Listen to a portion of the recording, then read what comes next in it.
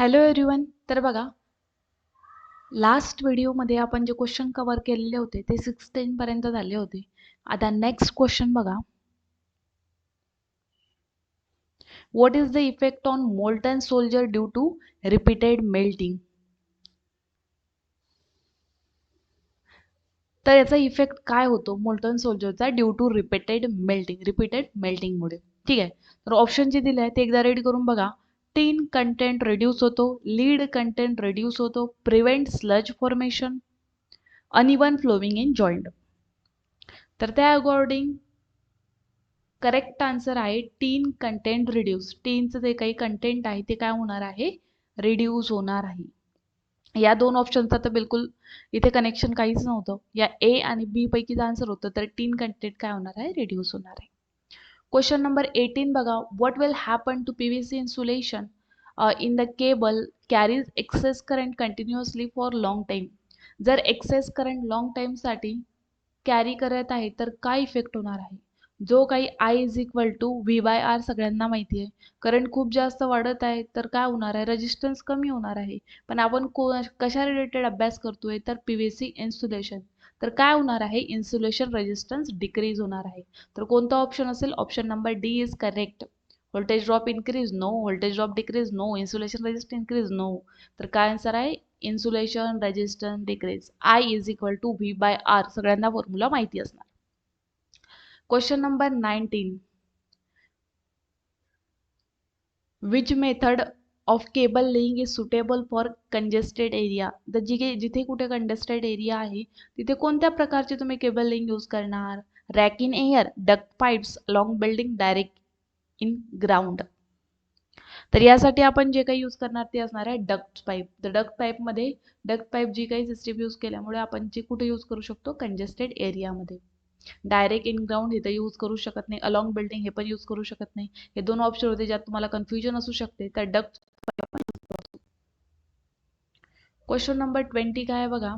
हा क्वेश्चन तर खूप डिटेलमध्ये लास्ट क्लासमध्ये मी सांगितलं आहे. तुम्ही लास्ट सेशन बघितलं नसणार तर आधी लास्ट सेशन बघा, नंतर हे सेशन बघा. ठीक आहे. What is the name of, द्यायच्या आधी आपले 3 ते 4 सेशन झालेले आहेत. एक क्वेश्चनचा पण सेशन झालेला आहे, की म्हणजे पेपर जो होता लास्ट स्टेप झालेला ते एक सेशन झालेलं आहे. क्वेश्चनचे 3 ते 4 सेशन झालेले आहेत ऑलरेडी, जे की तुमचे खूप जास्त इम्पॉर्टंट आहे. फर्स्ट सेशन जे होतं 40 मिनिट्सचं आहे आणि ते खूप जास्त इम्पॉर्टंट आहे. त्यात खूप चांगला पोर्शन म्हणजे जो तुम्ही सेफ्टी वगैरे रिलेटेड तो पोर्शन मी त्यात कव्हर केलेला आहे आणि खूप इम्पॉर्टंट आहे एक्झाम रिलेटेड. तर आधी तो पोर्शन जर तुम्ही बघितलेला नसेल तर नक्कीच तो जाऊन बघा. प्लेलिस्ट आहे स्पेशल आपल्या चॅनलला, ITI इन्स्ट्रक्टर CBT 2ची. त्यात तुम्हाला हे सगळे व्हिडिओज प्रॉपरली दिसतील. वन बाय वन तुम्ही आधी बघा. हे तुम्हाला फर्स्ट टाइम जर तुम्ही फर्स्ट युजर असाल किंवा फर्स्ट टाइमच आता आज आपल्या चॅनलला भेट देत आहे तर येत आहे, तर आधीचे जे ITI इन्स्ट्रक्टरचे जे व्हिडिओज आहेत ते बघा. ते खूप इम्पॉर्टंट आहे यासोबतच. कारण नवीन स्टुडंटला काय होतं की आधीचे व्हिडिओज माहिती नाही राहत, म्हणून सांगत आहे. तर प्रॉपरली सगळे बघा. लास्ट टाइम जो काही पेपर झाला होता तो मी डिस्कस केलेला आहे तो आधी बघा. त्यात प्रॉपर तो तुम्ही स्वतःहून सॉल्व करून बघा. व्हिडिओ पॉज करून करून तुम्हाला समजेल, पेपरची लेवल समजेल. नंतर त्यामुळे तुम्हाला कोणते पोर्शन बाकी आहे ते पण समजून जाईल प्रॉपरली. तर ते सेशन तुम्ही बघणे इम्पॉर्टंट आहे. ठीक आहे. आणि आणखी एक क्वेश्चन स्टुडंट मला विचारत म्हणजे कमेंट सेक्शनमध्ये कमेंट आले होते की मॅम तुम्ही जे काही सेशन घेताय तेवढे सफिशियंट आहे का आम्हाला CBT 2 साठी? तर बघा, CBT 2 साठी जे काही आहे क्वेश्चन बँकचा जर विचार केला, थेरॉटिकल आणि क्वेश्चन बँक हे मी तुम्हाला म्हणजे टेलिग्राम चॅनलला आहे जे काही PDF मधून मी घेत आहे ते तुम्हाला, किंवा नेहमी क्वेश्चन बँक आहेत ह्या, ते मी तुम्हाला तिथे प्रोव्हाइड केलेले आहे ऑलरेडी. जे जण टेलिग्राम ग्रुपची लिंक ऑलरेडी डिस्क्रिप्शनमध्ये गिवन आहे, तिथे जाऊन तुम्ही बघू शकता. त्या PDF अवेलेबल आहे. मला एवढे क्वेश्चन घेणे पॉसिबल होणार की नाही माहिती नाही, त्यामुळे मी काय केलंय, तुम्हाला ऑलरेडी PDF दिलाय.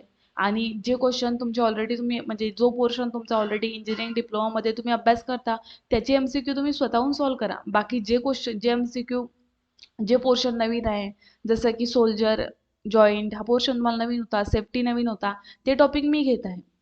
मला जेवढं पॉसिबल झालं मॅक्झिमम तेवढं मी घेईल, पण नाही पॉसिबल झालं तुमच्याकडे मी ऑलरेडी PDF दिलेले आहेत, त्यातून तुम्ही अभ्यास स्टार्ट करा. म्हणजे व्यवस्थित प्रॉपर जेवढ्या काही क्वेश्चन बँक दिलेल्या आहेत ते प्रॉपरली बघा, प्रॉपरली करा ते सगळे प्रॅक्टिस, आणि त्यानंतर जर तुमच्याकडे एखादं MCQ बुक असेल तर ते तुम्ही प्रॅक्टिस करू शकता. पण फर्स्ट प्रेफरन्स जो काही आहे तो तुम्ही कुठं द्यायला पाहिजे? फर्स्ट प्रेफरन्स जो काही आहे तुम्ही कुठं द्यायला पाहिजे? निम्मी क्वेश्चन बँकला. ठीक आहे, तर निम्मी क्वेश्चन बँक तुम्ही प्रॉपरली करा आधी, देन तुमच्याकडे MCQ बुक असेल तर ते करा. ठीक आहे, सगळ्यात इम्पॉर्टंट आहे निम्मी क्वेश्चन बँक आणि त्याच्या रिलेटेड तुमचा थेरॉटिकल जो काही पोर्शन आहे तो. मला म्हणजे एवढे क्वेश्चन घेणं नक्कीच एवढं व्हिडिओ फॉर्ममध्ये पॉसिबल होणार नाही, पण जे जे टॉपिक नवीन आहे तुमच्यासाठी ते मी घेईल. बाकी जे नवीन नाही आहे टॉपिक ते तुम्ही स्वतःहून प्रॅक्टिस करा. ठीक आहे, तर हा डाऊट स्टुडंटचा क्लिअर झाला असावा. बाकी जर अदर काही तुम्हाला डाऊट असेल तर तुम्ही कमेंट करू शकता. आता बघा क्वेश्चन नंबर 20 आपला चालू आहे, आणि हा क्वेश्चन मी खूप डिटेलमध्ये घेतला आहे लास्ट क्लासमध्ये.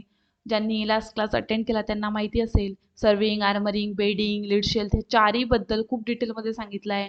कशासाठी कोणतं मटेरियल यूज करतात, त्या मटेरियल नंतर त्याचं प्रॉपर्टी काय आहे, ती लेअर आपण काय यूज केली आहे, त्याचा पर्पज काय आहे, सगळ्या गोष्टी खूप डिटेलमध्ये घेतल्या आहे. त्यामुळे आता या क्वेश्चनचा आन्सर मी डायरेक्ट सांगत आहे, आणि डिटेलसाठी तुम्ही लास्ट व्हिडिओ बघा. ठीक आहे, परत परत त्या म्हणजे लास्ट व्हिडिओमध्ये ते रिपीट, परत या व्हिडिओमध्ये रिपीट करायचं लास्ट व्हिडिओचं, तर व्हिडिओची लेंथच इन्क्रीज होईल, बाकी काही नाही. त्यापेक्षा तुम्ही लास्ट व्हिडिओ बघा यासोबतच. ठीक आहे, तर हा जो पोर्शन आहे हा कोणता असणार आहे? Lead shell. एक असतं serving, armouring, bedding, lead shell.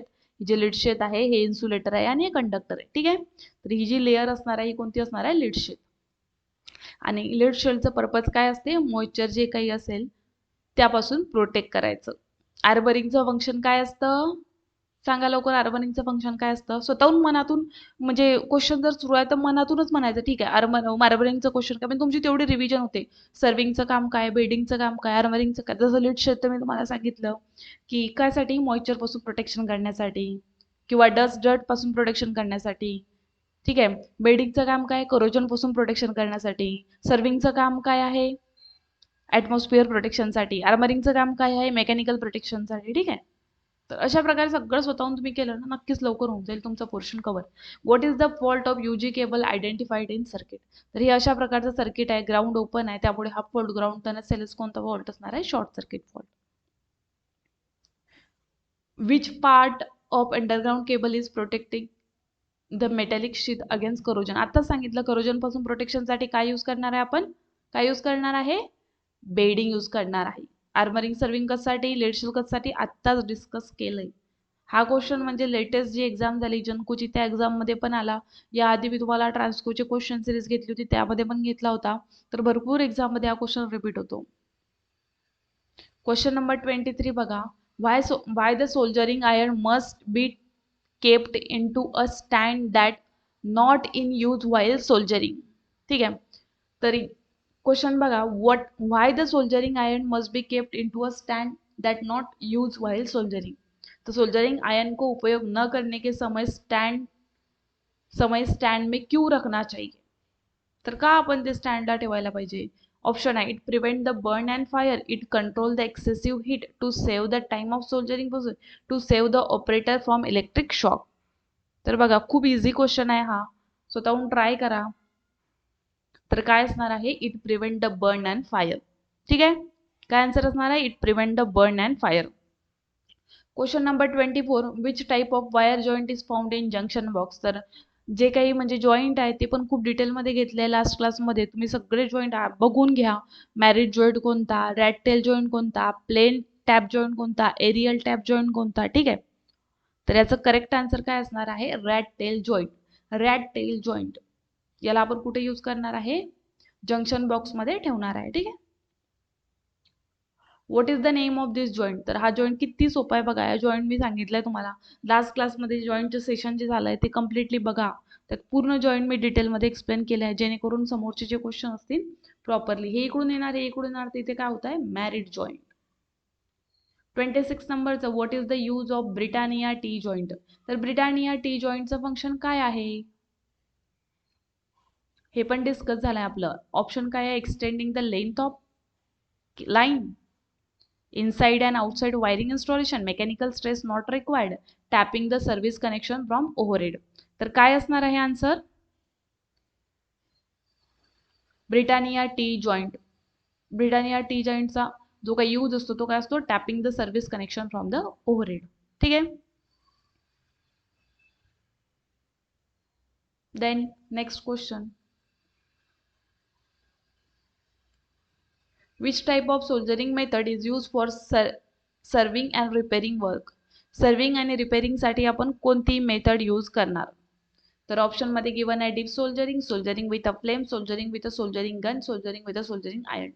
तर आपण कशासाठी यूज करतोय? रिपेअरिंग आणि सर्व्हिसिंग साठी. तर रिपेअरिंग आणि सर्व्हिसिंग साठी soldering with soldering gun use करणार. 28 what is the use of dip soldering method? Dip soldering मेथडचा यूज काय आहे? तर ऑप्शन आहे soft soldering, piping and cable soldering work, soldering miniature component of PCB, soldering sensitive electric component. तर option असणार आहे correct soldering miniature component on PCB, dip सोल्जरिंगचा use. 29 नंबरचा question, name the part of X of belted UG cable. तर हा जो portion आहे हा कोणता आहे?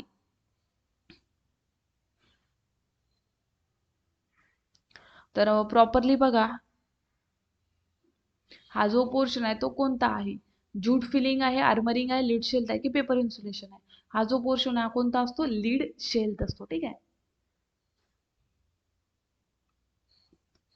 क्वेश्चन नंबर 30 बघा, which insulating material is use as a hot pouring component for making joint in underground cable.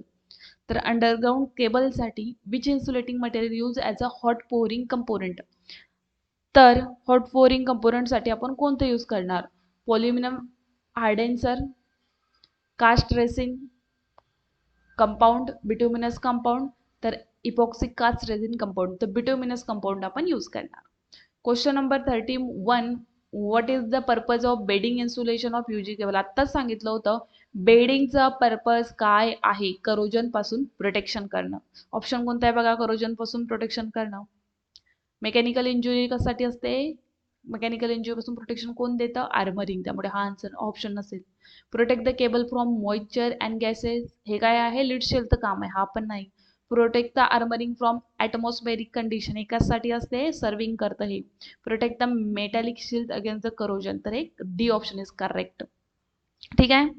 Next question बघा, which test is conducted to locate the fault in UG cable? Loop test, external blower test, breakdown voltage test, insulation resistance test.